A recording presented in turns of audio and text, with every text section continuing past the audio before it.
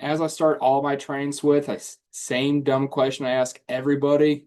Why did we come to work today? Obviously, normally I'm able to talk with everybody, but I already know what we're all saying. We came for our money. We came for our paycheck.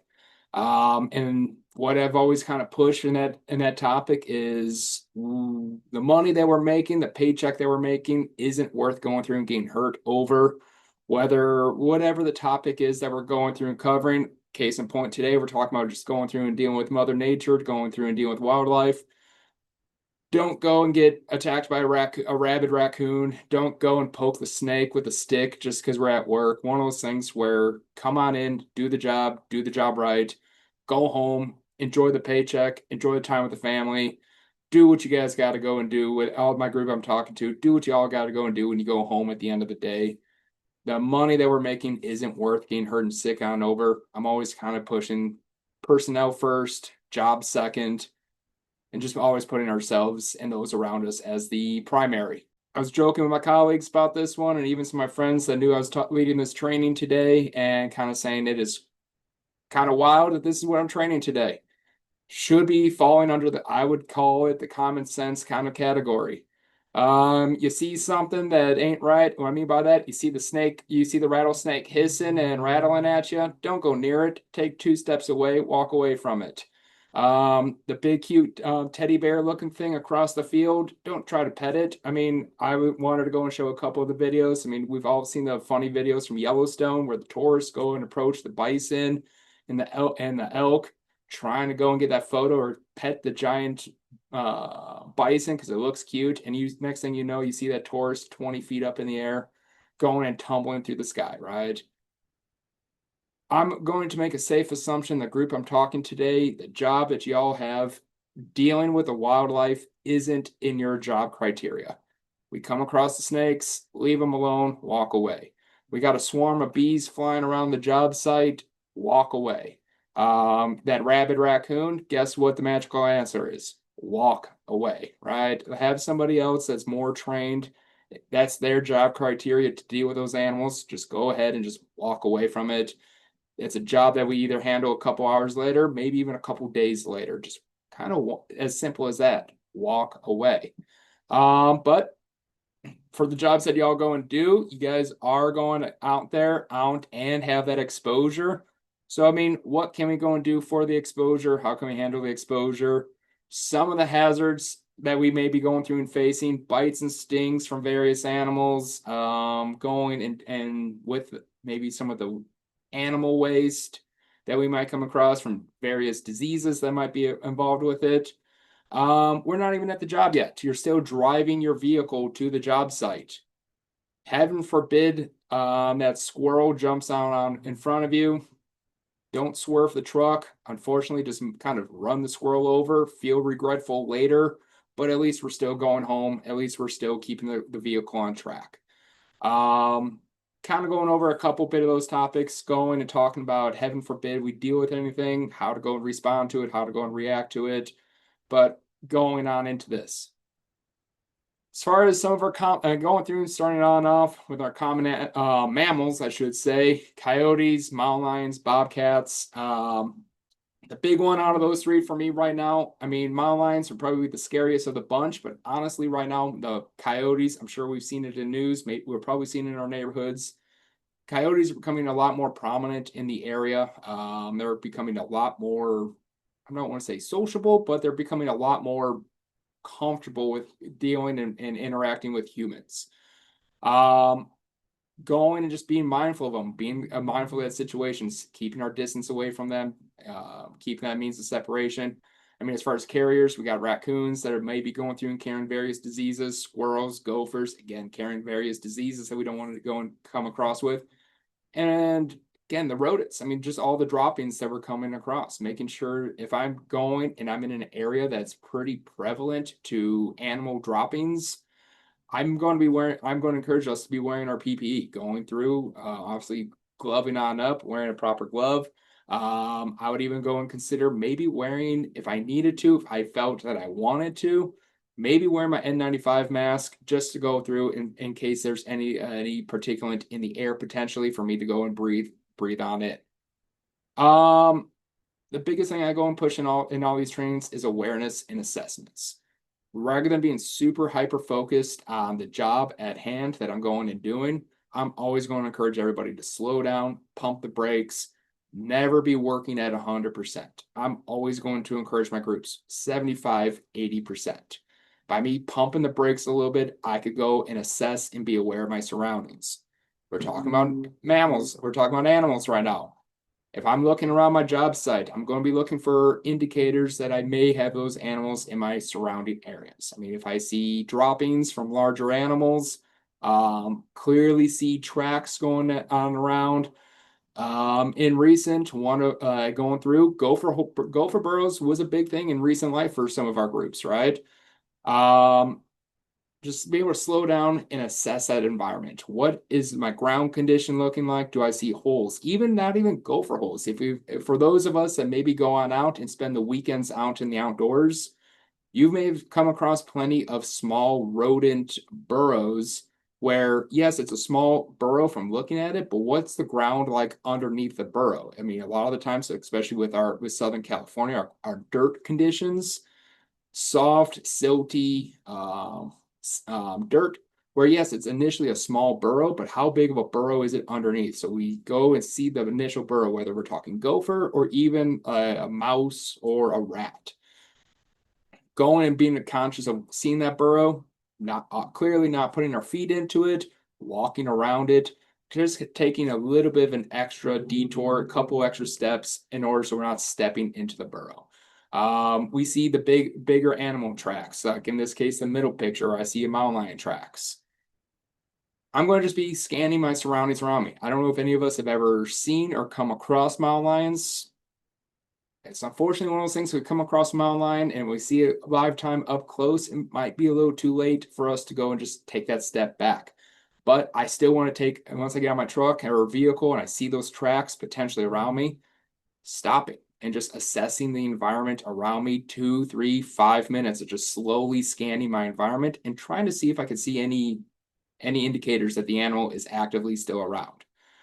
Going to be honest, with a lot of these animals, especially like with mountain lions, bobcats, coyotes, they're more scared of you than we are of them, right? They don't want to go and come across us. But if they are hungry, if they are injured, if they are sick, any of these conditions, they may feel inclined to come through and approach and be a little bit on the aggressive side. I'm always going to say, just take a step away, face the animal, walk away from the animal, appear to be larger than the animal, kind of spread ourselves on out to make ourselves be louder, bigger than what we actually seem to go and be, but keeping track on that animal while just stepping away from that environment. Going in as far as dangers, as far as potentially holes in the ground. Literally just last week, I was out over at one of the parks over in Garden Grove, hanging out with some friends and just kind of playing around in one of the fields with my buddies' kids, and going through, came across 2 or 3 different holes in the ground. I mean, obviously the biggest one is slips, trips, and falls that we're going through and seeing ankle injuries, lower limb injuries, like going through twisting your knees, maybe possibly dislocating something in the process. It sounds silly potentially to some of us. I openly tell everybody, one, if I need to go walk a couple extra feet to go walk around that environment, I'm going to just encourage, take the couple extra steps, don't take the shortcut, walk around. We got brush, we got debris, we got tall grass, whatever those ground outdoor conditions are that we may be working in. Take the longer path. Take the path that's already been traveled and that we could clearly see what the ground conditions are. But if that is not an option to us, I'm always saying, using the kind of the term walk light. For any of us that have ever been on a ship or on a boat, you kind of probably know what I'm talking about. You kind of just have to walk a little bit light and kind of predict the step a little bit. My next step I'm going to go and take, rather than just stomping down with my foot, I'm going to just ease that foot in and maybe go through and almost like dab my foot into that ground just a little bit. Yes, my walking is going to be slower. Yes, it's going to maybe seem silly. But again, it's going to keep me from going and falling potentially into that hole. For personal, I mean, just Labor Day weekend, we were out by Salton Sea, going on out for like a bird hunting trip, out in some farm fields. where they had almost all the dirt was kind of V'd on out, and you're watching people tripping and stumbling because they're thinking the grass is mowed nice and level, but the dirt is V'd. So they're thinking it's a nice sound patch to step in, and the next thing you know, their foot goes down an extra 6-7 inches, just enough to upset them, make them go tumbling on over. Just walking a little bit light and feeling with that front foot to see what's going on, so we're not stepping into these gopher holes. We're not stepping into these little landmines, as I like to call them, and tripping, falling, rolling our ankles, hurting our knees, whatever the injury may go and be. But just being conscious. And I mean, for what we're seeing in the picture, that's a pretty big hole. That's pretty noticeable.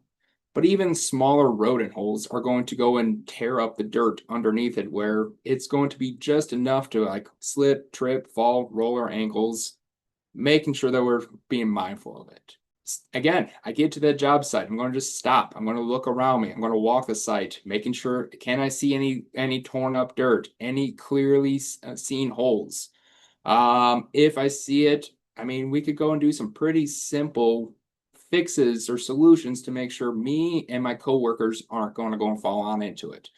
Can I go and put up if I have, my truck has a couple of cones, can I just go put a cone near the hole so everyone can see it, identify it, and know that, hey, where the cone is a hole.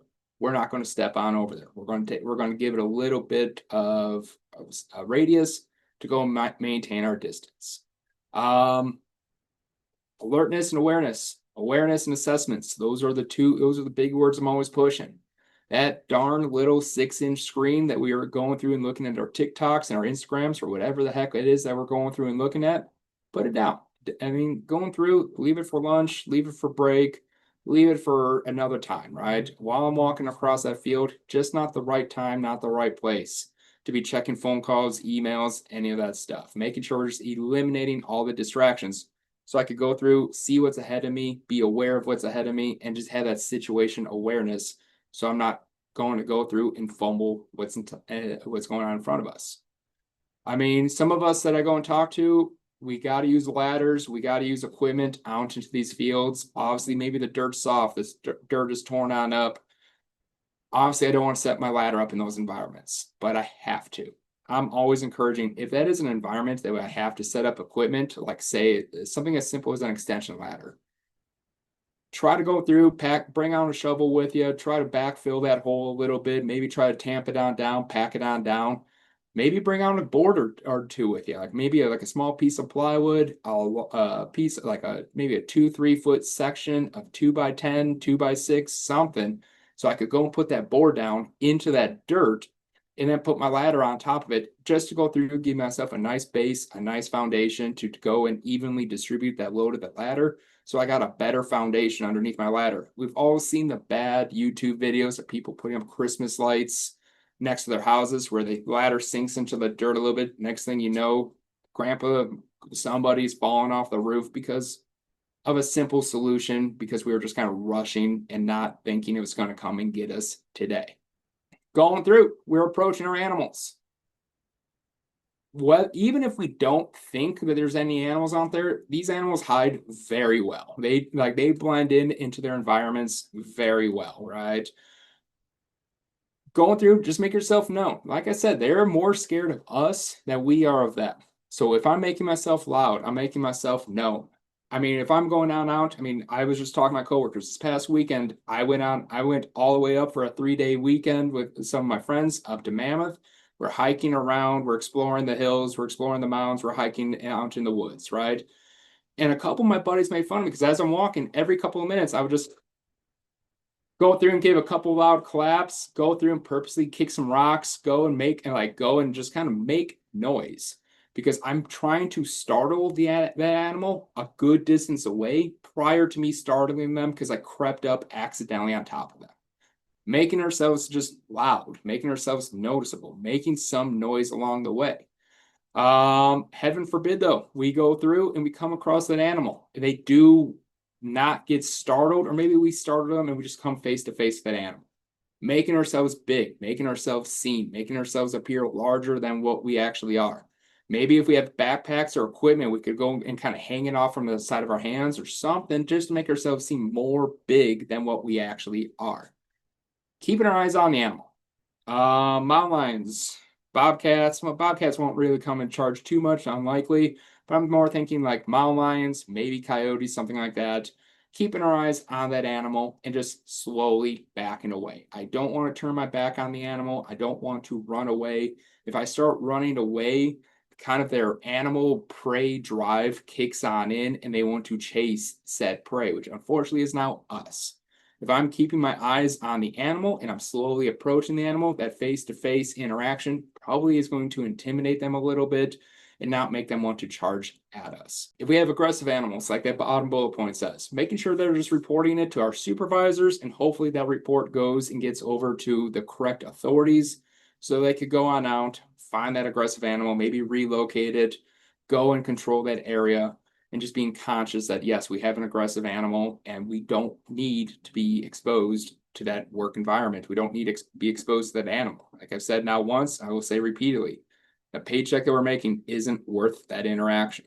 Probably one of the more common things that we may be coming through and across, dealing with rattlesnakes. Southern California, we have 5 different subspecies of rattlesnake.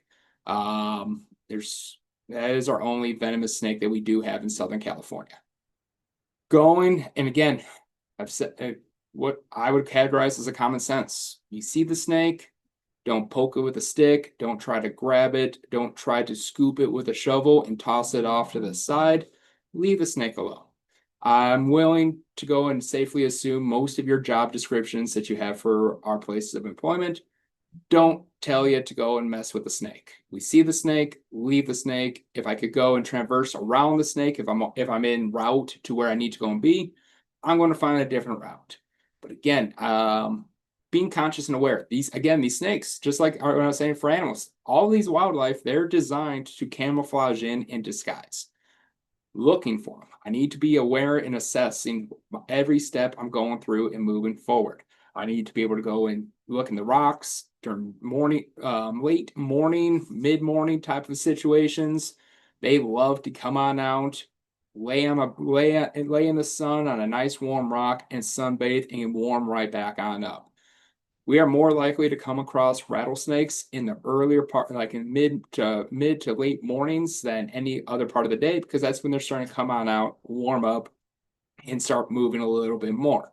But regardless of time of day, just being conscious and aware of them. Obviously, we know that rattlesnake, looking for that rattle on the back of the snake. I'm going to also warn, they do lose these rattles over time. Like going through, maybe they go and get attacked by another animal, they go and get into a fight with another snake, whatever, they get stuck and just lose them over time. Just because they don't have a rattle does not mean that they're not a rattlesnake. They might have just lost the rattle over time. I'm also going to warn, just because they have a rattle does not mean they're going to go and rattle. I'm going out hiking a decent amount. There's been more than enough times I've gone out hiking in the canyons around here near where I go and live. And I mean, I'm feet away from the snake because I don't see it. It's hiding really good. And I mean, my ankles are only 3-4 feet away from it. And that sucker never rattled once. It never alerted me that it's there. So don't assume that it's not there just because you don't go and hear the rattle. Looking under rocks, looking underneath little rock shelves, looking into brush, anything like that, they love to hide in those sort of environments.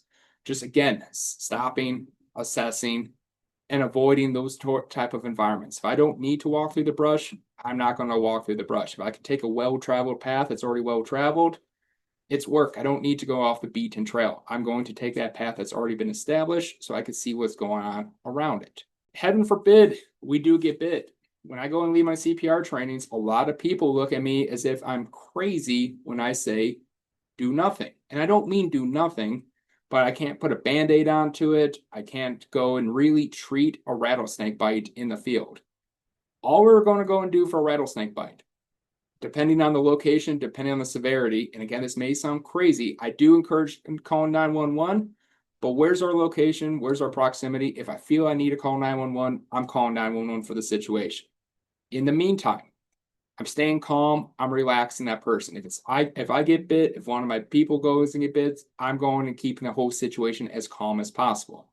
The way rattlesnake venom goes and affects us, most of those rattlesnakes that we have it goes through and it doesn't allow your blood to clot. It goes through and thins your blood, and actually goes through and it will maybe cause internal bleeding.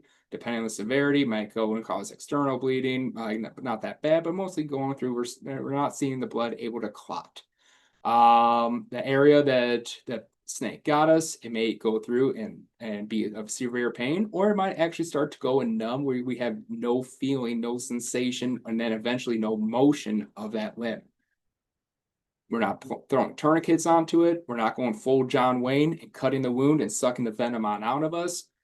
All we're going through is calming the person down, and we're trying to transport them to the hospital as fast as we possibly can. In the meantime, if I'm wearing rings, I'm wearing watches, I'm wearing any jewelry, anything that might be tight fitting, all those items should be removed as soon as possible, right? Even boots, maybe going through and loosening up our boots a bit, and so we're going to go through and we have nothing tight on our bodies. I don't know if anybody's seen them. The snake bite pump kits, and I kind of jokingly say that they kind of resemble like a nursing mother breast pump. I put it over the wound, and the market says it's supposed to suck the venom on out. If you bought it, you got had. They are a gimmick. They don't actually go and work. All we're doing is calming the person down, and if I can, I'm trying to go and keep that limb that got bit under the elevation of where my heart is. I'm trying to go and keep it as low as I possibly can. If I'm waiting for 911, I'm waiting for that emergency response to come and scoop my person out.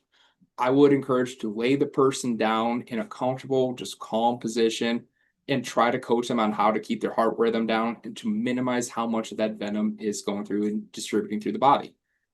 We're in Southern California. Over in San Bernardino is Loma Linda. It's the #1 hospital in all of the country for anti-venom. So if you're out in that area, you're in good luck. Most of our hospitals in Southern California have a good variety of anti-venom. We're going to the hospital, we're going to gain anti-venom.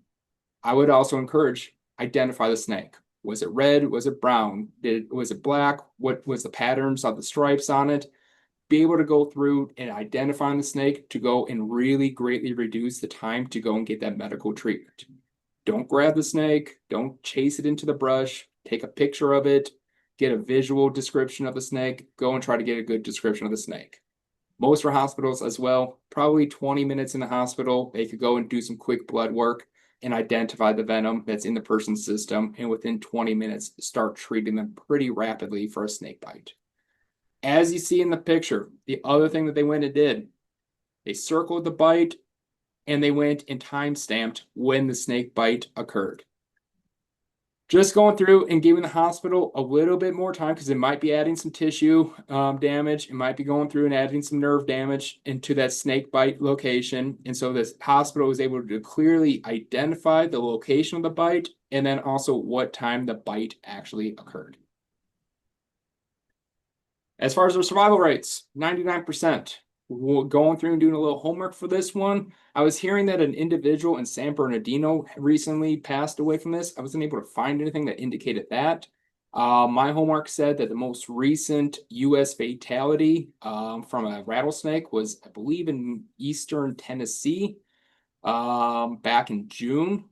But usually when we're seeing fatalities coming from a snake bite, it's either the person is extremely remote, out like where they don't have immediate services, or there's already a precondition going on. They maybe already have a heart condition, a respiratory issue, where there's already a precondition going on for that person, which just enhancing, just really highlighting that precondition. Keeping this one simple, at least my snakes. See the snake, leave the snake alone, walk away from the snake. If that's your work environment, walk away from it. If the job doesn't get done today, there's always later in the day. And if not, there's always tomorrow to go through. Have somebody professional go and handle the snake and remove the snake from that environment. Bugs, going through, the big ones are probably going to be our bees, right? Bees, spiders, ticks, mosquitoes. I'm right now, this one right here. There's a lot of misconception about recluse spiders. Brown recluse spiders do not inhabit Southern California. They do not inhabit Southern California. We do have there's, I believe, 5 different subgroups of recluse spiders. The only one that comes close to us would be the desert recluse, and that is going to be more out in eastern Southern California and western Arizona. The chances of us coming across a brown recluse are pretty slim, but slim and none are 2 different words. But I mean, over the time of going through and doing this, I've heard a lot of brown recluse, unless you're out in the hills of like Southern Illinois, Kentucky, Tennessee, Arkansas, you're probably not going to really come across a brown recluse. They're more Western based. Bees are probably the big one. I'm always telling my groups in my CPR classes, if you have a severe allergy to bee stings, one, I'm hoping you're going to go and have your EpiPen. If you have that allergy, have the EpiPen. Better to have it and not need it than need it and not have it. The other thing is, if you get stung by that bee, if it's a severe allergy, there's a chance that you're not going to have the time to go back to its location and go locate it yourself. You might be going and dealing with hives, respiratory issues. I'm always going to go and say, find a coworker that you're friendly with, that you're on really good terms with, and maybe communicate that with them. Like if it was say like Eric, hey John, I have a bad allergy to bees. Heaven forbid the day that I ever get stung by a bee, here's where my EpiPen is located. And I'm also going to encourage you to coach them up on how to use the EpiPen, how to pull the cap off to go through and actually get the injector to go and work, how to go through and apply it to the thigh, and how to hold it there for a couple of seconds. And so that injectable, all that medicine actually gets into my system and properly into my system, right? The chances, I mean, I know a couple people with a bee allergy, they have their EpiPen with them. We've never once had to hit them with the injectable. But it's better to have that information and know where that location of that EpiPen is and never need it than need it and watching everybody kind of scramble and freak out, especially if I'm going into respiratory distress over a bee sting. Going through and seeing as far as my recognition and prevention, what's going on in the area. I mean, especially during springtime, we see the bees are coming on out. They're starting to pollinate. They're starting to go through and get all the food that they can to go and prep for winter months. So if I'm seeing a bunch of bees flying around, I see like going through, or it looks like a bunch of dots just kind of swarming around. I'm not going over there. That ain't my job to go and deal with that. I'm not going to go over there, and I'm going to keep my distance away from it. I'm going to report it. I'm going to let my supervision know. Obviously, I'm like going through and just being situation aware. Like I'm going to look under the eaves of houses. I'm going to go through storage sheds that maybe have been kind of abandoned, not routinely used. Those quiet places that are out of the elements, out of the weather. Our wasps and bees love those areas. So I'm going to look under the eaves. I'm going to look in maybe in crawl spaces. I'm going to go look into storage sheds. I'm going to go and just look at places that don't get disturbed and moved around that often, if at all, just because I know that's where the bees and the hornets are probably going to go and be. Also warning you, hornets do make their nests or make their hives, I should say. Some of them do make them underground. So if you're starting to do a dig, there's a chance that in that dig around brush, around area that's already kind of loose and torn on up, there's a chance that the dirt is loose enough for the hornets actually start to go and do underground hives. So I'm going to be looking at the dirt. If I see my dirt and I see this like real loose pile that looks like it's freshly kind of like torn on up dirt, there's a chance that it's a hornet's nest underground. And so maybe going through someone on machinery, something like that, is able to go and slightly dig while all my ground people stay away to see if any hornets come on out from underground. We're on to about keeping your food covered, keeping the trash sealed, making sure we're just protecting that area so nothing's coming on in contact with it. As far as PPE, we were talking about bees just last week about going on out, and of course our phones are always listening. So I got a targeted ad for one of these aspects of just like a simple little mesh cover face shield. I mean, they're cheap, they do their job, keep me from getting stung. Don't run. Try to walk yourself on out of there, making sure we're not wearing strong scents. Slowly, quickly, but not running. Remove yourself from that area.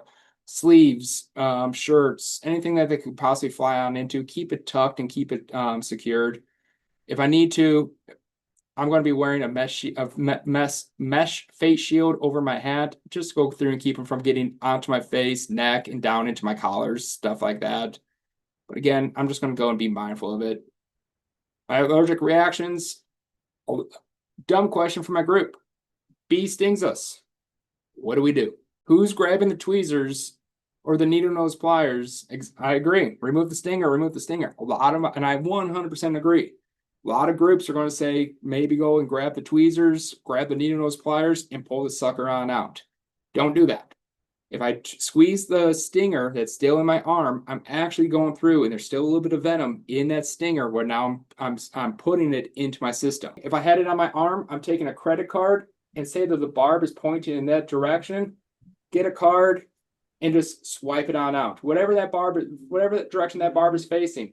So it's facing like that in this instance. I'm taking it and I'm starting on this side and going towards the barb and pulling the barb out of my arm. I'm not going to grab a pair of tweezers because I'm actually going to put a little bit more venom into my system than what there already is. We deal with that allergic reaction. Let's go get the EpiPen on out.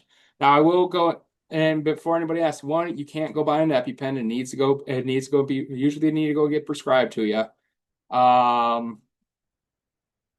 Going through with the EpiPen, making sure we know how to use it. We see this top cap right here. I'm pulling off this top cap. It's a safety cap. It's going to make sure it doesn't automatically auto eject. So I need to pop this blue cover off real fast, and so it actually activates the system. I would advise, see where this yellow sticker is? That's where our hands should be. My hands should be nowhere near this orange cap because there's going to be a needle that comes on onto this sucker. And all we're going to do is go and plunge it into the thigh of the person. And as I go and say, find the meat in the thigh. I'm not stabbing downward into the femur. I'm going through and stabbing from the side of the thigh into the side of the leg. If you look at your pants, for those who are wearing jeans with me, there's that big old seam line in the side of your jeans. Making sure you're going to go either just in front or just behind that seam line so we don't accidentally damage the needle with all the stitching and extra material of those jeans. We could go through jeans, we can go through undergarments, stuff like that, but just don't hit that seam line. Also, maybe check the person's pockets real quick. Maybe they got phones, keys, loose change, something in that pocket so we don't accidentally go and hit those items in the pocket and damage the needle. Stab it, plunge it, let it sit there for about 5 to 10 seconds. Let it sit there for a minimum of 5 seconds. A lot of people mess up and will go and do a quick stab and pull it right back on out. We need to let it sit for 5 seconds so all the medication inside that auto injector actually goes into that person's system. I should not just be going through and using EpiPens on anybody. And so it's one of those things where it is prescribed. It is something that's prescribed for people with allergies. Say that one of my coworkers is prescribed their EpiPen and I am not, I would not advise to go and hit them. That person that is not prescribed that EpiPen, I would not advise to go and give them medication that they're not prescribed. If I think I have an allergy, I should go to the doctor, go and talk about it, and maybe get my own EpiPen prescribed to me. Don't quote me 100% on dates. I believe in 2024, California passed where if you look at a lot of your first aid kits now, all the medications that were originally in first aid kits for all the years, and I mean like Tylenol, Advil, ibuprofen, any of those type of like basic medications that we don't think too much about. I believe in 2024, they passed it where all those medications actually have to be removed from first aid kits. So I should not be giving medication to people who are not prescribed the medication. Does that make a little bit more sense? Does that clear that air just a little bit? If we're kind of thinking of like the naloxone nasal sprayers, that's a whole nother monster. That's another 1 hour safety training. Going on into this, birds, we don't really have too many birds that we need to be too worried about. I think the biggest territorial bird that we have to go be worried about is the goose. Geese are mean. Stay away from geese, especially when they're nesting. But again, the most we're going to have to go and deal with birds is going through. They might be swooping down on you, might be just trying to scare you away from any beddings, any nestings that they have in the surrounding areas. If they're swooping down on you or kind of that angry goose is chasing you, go away. Leave the goose alone. Basic PPE. Going through, I got ground conditions. I'm going to wear a good pair of boots. I'm going to wear something that's going to go and maybe be a little bit higher up my ankles so I can lace them tight to go and help protect my ankles from loose ground conditions. If I know I'm going to be exposed to bugs and stuff like that, maybe I'm going to be wanting to wear long sleeves, long pants, going through and maybe wearing some sort of repellent on myself as well. Biggest thing is just going through and being mindful, being that situation awareness. The worst that could ever be, the squirrel, the duck runs on out in front of our vehicle. With that animal, this animal jumps right out in front of us. Do we swerve or what do we do? Keep driving. If I can slow down, I'm going to do a controlled slowdown. I am not swerving. Going through as far as my animals go. I have that animal jump out in front of me. I'm not swerving. If the animal comes out right in front of me, I am not swerving. I am unfortunately hitting that animal. I'm going to go through and run it down, and it is what it is. I'm going to feel regretful. I'm going to feel bad for it.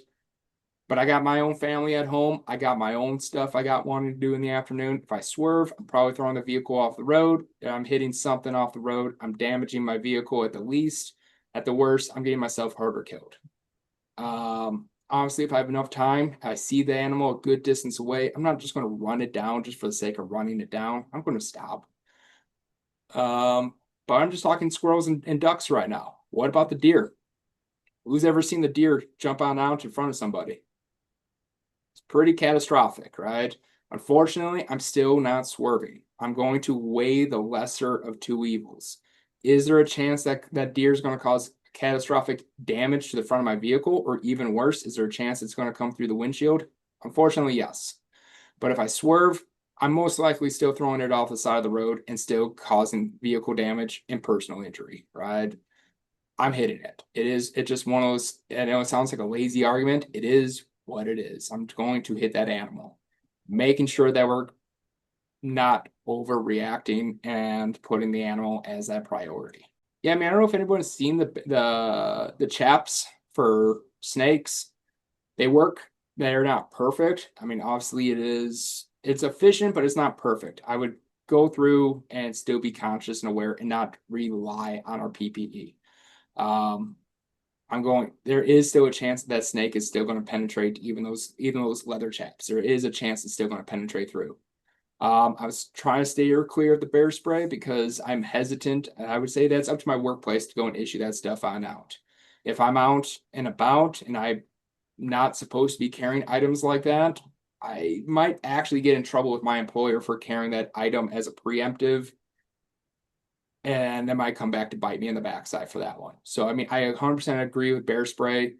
If you guys are going to go and use it, be very conscious of using bear spray. What I mean by that is, one, spray it in the right direction. Don't be in an enclosed environment. And even if you're in an open environment using bear spray, if I'm in that open environment, there's a chance that I got a little bit of wind or a little bit of that vapor in the air, and I just kind of bear sprayed myself just a little bit. It works. It does good, but be conscious of when you guys are going through and using it. If you guys are going to use bear spray for anything, even if you think you're fine, I'm going to say go and wash up as fast as you possibly can. Because I don't know if you have ever had pepper spray or anything like that on your skin. It burns. After a while, you might actually start going through and getting into your eyes a little bit. And it's just, even if I have it on my hands, I might accidentally do one of these 20 minutes later. And now I just got a little bit of bear spray in my hands from rubbing my eyes or rubbing my nose.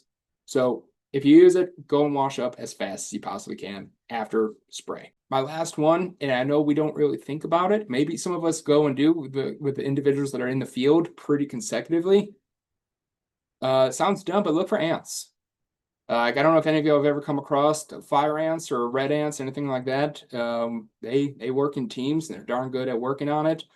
I'm going to be mindful and conscious of red ants and fire ants in my work environment or wherever I might be going being. I'm going to be, again, looking for little mounds, looking for small, like, kind of like, think of like less than your pinky pinholes and a bunch of them in the dirt where that's clearly where they're going through and that's their home. So I'm going to look for a tiny mound of dirt where it looks super, again, loose, bunch of small pinholes in that general area. And I'm not working in that environment. I'm going to go through and just not kneel, not stand. Even if I'm just standing in there, there's a good chance they start crawling on me and start biting on you. It hurts. It hurts real bad getting bit by fire ants or red ants. It most likely will not go and kill us. I mean, I say most likely because people with pre-existing conditions, or if I get hit by a lot of them, it might actually start a very bad allergic reaction. If I see those red pimples and hives starting to go and develop, then I'm going to maybe go seek medical attention if I get bit a lot by that animal, by those red ants. But again, I'm just looking at my environment, doing a couple quick exercises, and then doing a bit of a conclusion statement for myself. Rattlesnake in a valve box, underground utility, vault, wherever it is. You guys, we just come across a rattlesnake in general. What do? Walk away, back away, get away from the snake. Don't pick it up with a stick. Don't pick it up with a shovel. Don't take a picture of it. Don't take a picture holding it for Instagram. Walk away from the snake, right? We come across aggressive bees. We got that, we got that big old swarm of bees flying around a utility pole. Yeah, back away, right? Do not get the carb cleaner and the lighter and don't torch the bees, right? Leave the bees alone. Bees are friends, not enemies, right? We come across a tick bite. We get bit by a tick. Do we use lighters or heat up a piece of metal and burn the tick off? Should I be putting a butane torch or lighter to my arm to get the tick off of me? Absolutely not. Grab a pair of tweezers, grab a pair of something where I could lightly pinch right at the base of my skin, right where the head's going to be, and lightly pull it on out. It is going to go and pull the tick on out. Disinfect it, clean the area. If we go through and we think that we start to go and feel uncomfortable, say like flu-like, cold-like symptoms a couple of days after that tick bite that we know we came across, go to the hospital, go get treated. There is a chance that we may be going through and dealing with an illness such as like Lyme disease or something of that sorts. Mountain lion, the big mean kitty is hanging on out. Make ourselves bigger. Make ourselves bigger. Back away. Don't run away. And put yourself in a safe work environment. I think the truck would be a safe, in the inside of the cab would be a safe environment to put myself back on into. Going on in, as far as coming across any of our wildlife, don't be that Yellowstone Taurus. Don't approach the animal. November, what was it? Spring just came. I don't know if I have any hunters in here. Rut just kind of came and went. Deer during the springtime, especially the males, are extremely aggressive during springtime. Animals in general are going to go. There's going to be some animals that are territorial of their areas. That angry goose that has its bed of eggs, super angry. Leave that goose alone. My biggest thing is leave the animals alone. Right? They're cute. They're cuddly. Disney has done a great job of making us believe animals are cute and cuddly and want to sing and sing us songs. Just leave the animal alone. It's not in your job description to go and remove the animal. Have somebody else go and remove the animal. We get bit, we get stung. Go and get it treated, right? Even if we don't think it's that severe, we just think it's minor. Maybe going through, especially if I start to see hives, feel flu-like, cold-like symptoms of happening that day or a few days after, go get it treated, go get it looked at. For us, I mean, I also go and always encourage CPR first aid training. In the first aid training, they talk a lot about stings and bites and dealing with interactions with animals, heat stress. I heard a lot of y'all work out in the desert. I heard it's a little toasty during the summertime. For any of my people that go on out to the wilderness, go and just be more familiar. I know for like our topic, we're doing a quick 1 hour touch and go. Fish and Game and the park rangers, if you go and look on their websites, they go through. And if you guys are going to go do camping out in the wilderness, I'm always going to encourage, go and do a tutorial, go and do a day's worth of actual training on how to go and just talking about the animals, how to go and spot them, identify them, how to go and deal with them if you ever come across them, right? Because if I'm out in the wild and I come across them, how do we want to go and handle it? Our PPE, don't be wearing your steel toe flip-flops, wear a good pair of boots, wear long sleeve pants, long sleeve shirts, any of those gloves, anything to go and put a little bit of separation between the bugs and the animals or the animal waste.